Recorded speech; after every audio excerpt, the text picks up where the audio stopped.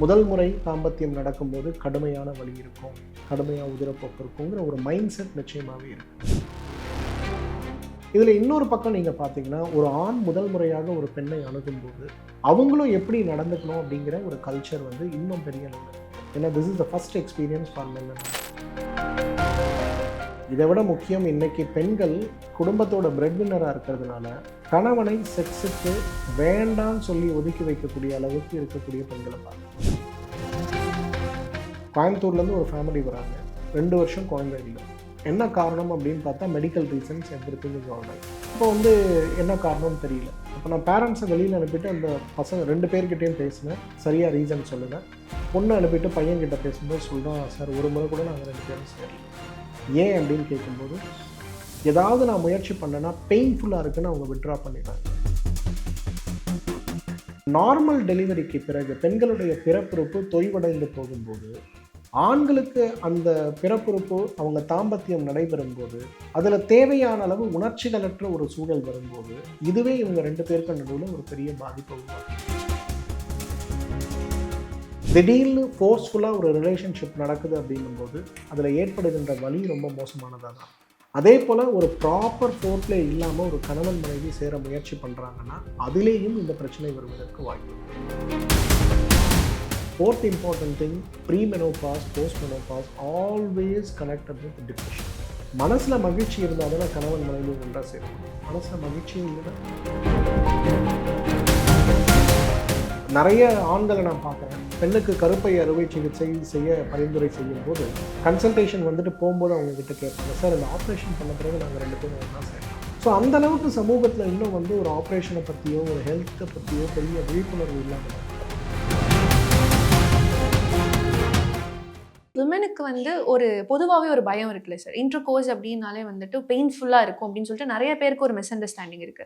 R அவங்க பெயின்ஃபுல்லாகவே அதை first time R அவங்க அதை எக்ஸ்பீரியன்ஸ் பண்ணியிருக்கலாம். இந்த ஒரு ஃபியர்னால அவங்க டோட்டலாகவே இந்த ஃபீலிங்லேருந்து வித்ட்ரா பண்ணுறதுக்கு சான்சஸ் நிறையா இருக்குன்னு சொல்கிறாங்க. இதை பற்றி உங்களோட ஒப்பீனியன்? இன்னைக்கு நிறைய நடக்குதுமா. இன்னைக்கு வந்து நம்ம எல்லாருமே வந்து மோஸ்ட்லி ஒரு க்ளோஸ்டு கம்யூனிட்டியாக இருக்கக்கூடிய ஒரு ஃபேமிலியிலேருந்து தான் வரும். உதாரணத்துக்கு உங்களுக்கு நீங்கள் இருக்கீங்கன்னா உங்களுக்கு ஒரு அக்கா இருக்கலாம், இல்லை ஒரு அண்ணன் இருக்கலாம், ஒரு அக்கா அண்ணன் 3 பேர் தான் இருப்பாங்க, அம்மா அப்பா இருக்காங்க. இந்த 5 பேரில் ஓப்பனாக இந்த தாம்பத்தியத்தை பற்றி டிஸ்கஸ் பண்ணக்கூடிய அளவுக்கு ஒரு கல்ச்சர் நம்ம யாருக்கிட்டையாவது இருக்கானா? கிடையாது. சரி, நம்ம ஃப்ரெண்ட்ஸ் கிட்ட பேசலாம் அப்படின்னு பார்த்தா மோஸ்ட் ஆஃப் த ஃப்ரெண்ட்ஸும் நம்மள மாதிரியே ஒரு மைண்ட் செட்டில் தான் இருக்காங்க. அவங்களுக்கும் இதை பற்றி தெரியாது.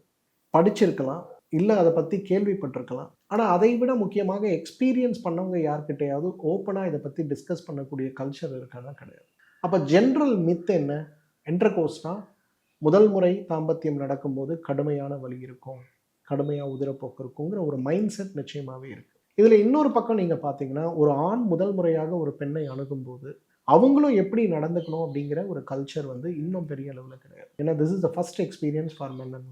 அப்படி வரும்போது அவங்களுக்கு இருக்கக்கூடிய அப்ரிஹென்ஷன்ஸ், ஃபியர், இது சில நேரங்களில் எதிர்மறையான ஒரு ஆற்றலை, எதிர்மறையான ஒரு எண்ணங்களை பெண்களுக்கு நிறைய கொடுக்கறத பார்க்கணும்.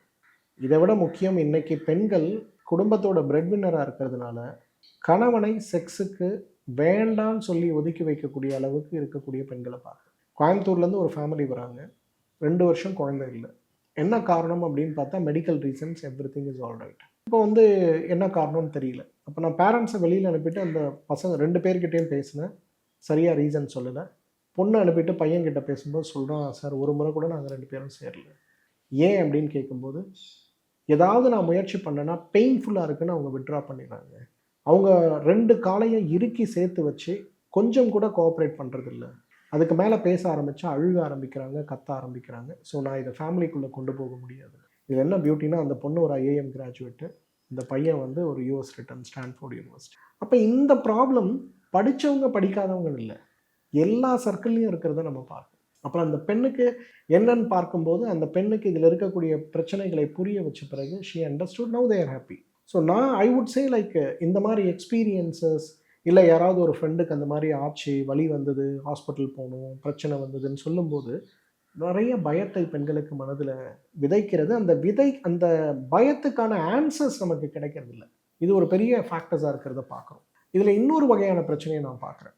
நார்மல் டெலிவரிக்கு பிறகு பெண்களுடைய பிறப்புறுப்பு தொய்வடைந்து போகும்போது ஆண்களுக்கு அந்த பிறப்புறுப்பு அவங்க தாம்பத்தியம் நடைபெறும் போது அதில் தேவையான அளவு உணர்ச்சிகளற்ற ஒரு சூழல் வரும்போது இதுவே இவங்க 2 பேருக்கு நடுவில் ஒரு பெரிய பாதிப்பை உருவாக்குறது. ஸோ இது 2 சைட்லேயுமே பிரச்சனை இருக்கிறத பார்க்கணும். ஸோ நீங்கள் சொல்கிற மாதிரி சைக்கலாஜிக்கல் எலிமெண்ட் இதில் இருக்கானா நிறையவே இருக்குது. ஆனால் இதற்கான தீர்வுகளும் நிறைய இருக்குது. இன்றைக்கி வந்து திடீர்னு ஃபோர்ஸ்ஃபுல்லாக ஒரு ரிலேஷன்ஷிப் நடக்குது அப்படின்னும் போது அதில் ஏற்படுகின்ற வலி ரொம்ப மோசமானதாக தான் இருக்கும். அதே போல் ஒரு ப்ராப்பர் ஃபோர்ப்ளே இல்லாமல் ஒரு கணவன் மனைவி சேர முயற்சி பண்ணுறாங்கன்னா அதிலேயும் இந்த பிரச்சனை வருவதற்கு வாய்ப்பு.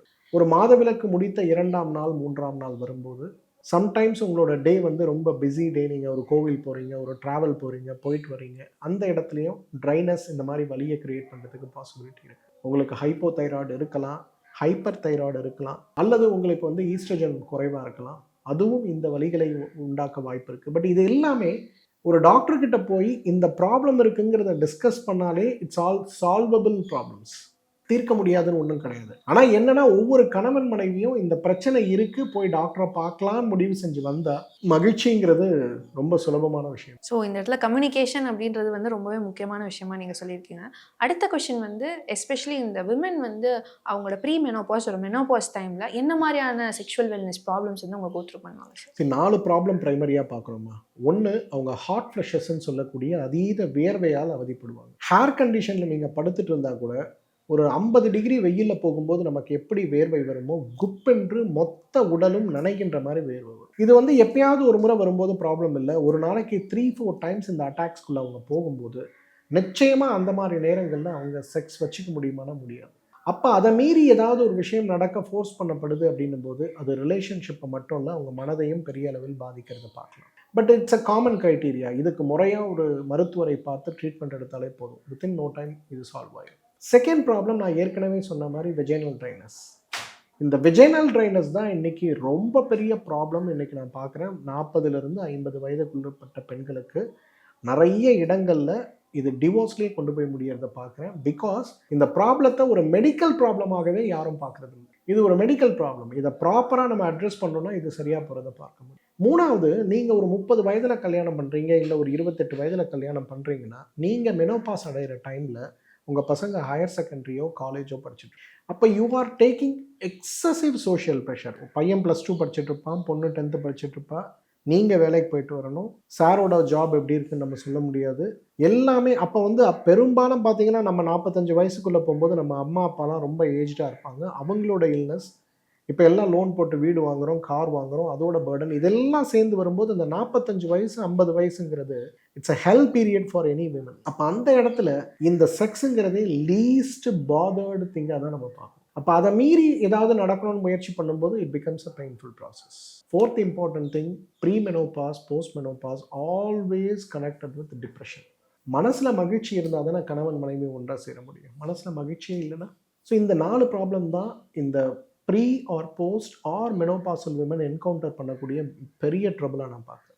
இதில் இன்னொரு பெரிய ப்ராப்ளம் என்னென்னா, இந்த ப்ரீ போஸ்ட் மெனோபாஸ் வரும்போது பெண்ணுடைய உடல் அமைப்பு மிகப்பெரிய அளவில் மாற்றம் அடைகிறத பார்க்குறோம். அவங்களோட எடை கூடுறதை பார்க்குறோம், உருவ அமைப்பில் மாற்றம் வரதை பார்க்குறோம், வயிறு பெருசாகிறத பார்க்குறோம், அவங்களுடைய மார்பகங்கள் தளர்ந்து போகிறத பார்க்குறோம், பிறப்புறுப்பு தளர்ந்து போகிறத பார்க்குறோம். இது எல்லாமே அவங்களுக்கே அவங்க மேலே ஒரு டிஸ்சாட்டிஸ்ஃபேக்ஷன் அண்ட் செல்ஃப் கான்ஃபிடென்ஸ் குறையக்கூடிய ஒரு நிலையை உருவாக்கும் போது அவங்க வில்லிங்காகவே வேண்டாம் அப்படிங்கிற ஒரு முடிவு கொண்டு வருவதை பார்க்கணும். பட் இது எல்லாமே ஆஸ் ஐ டோல்ட், இது எல்லாமே மெடிக்கலி அட்ரஸபிள் இஷ்யூஸ்.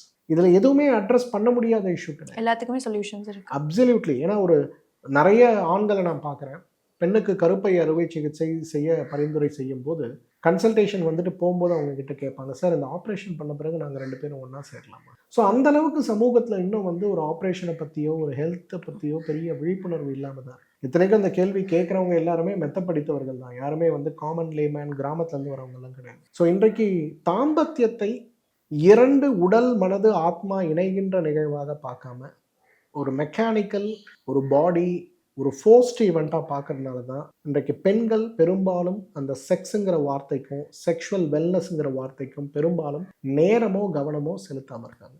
பட் நான் சொல்ல வர்றது ஒரே ஒரு விஷயம், உலகம் சொர்க்க பூமியாக மாறணும்னா 51% பாப்புலேஷன் இருக்க விமன் சந்தோஷமாக இருந்தால் தான் அது நடக்கும். ஸோ நம்ம ஆஸ் அ ஜெனரேஷன், இந்த ஜெனரேஷனில் நம்ம எல்லாருமே அவங்களுக்கு தேவையான அந்த மகிழ்ச்சிக்கான அவங்களுடைய உணர்ச்சிகளை வெளிப்படுத்துவதற்கான முறையான சுதந்திரத்தை கொடுக்கணும். ஸோ ரொம்பவே தெளிவாக செக்ஷுவல் வெல்னஸ்னா எஸ்பெஷலி ஃபார் விமனுக்கு வந்து எந்த அளவுக்கு இம்பார்ட்டன்ட் இருந்து இந்த வீடியோவில் சொல்லியிருக்கீங்க சார். ஏன்னா இன்னைக்கு இருக்கக்கூடிய விமன் நிறைய பேர் இதை சைலண்டாக ஸ்ட்ரகிள் பண்ணிட்டு இருக்காங்க. ஐ ஹோப் இந்த வீடியோ பார்க்குறவங்க எல்லாருக்குமே அதோட அவேர்னஸ் கிடச்சிருக்குன்னு நினைக்கிறேன். ஸோ ரொம்ப ரொம்ப நன்றி சார், இதை பற்றி பேசினதுக்கு நன்றி. Thank you ma'am.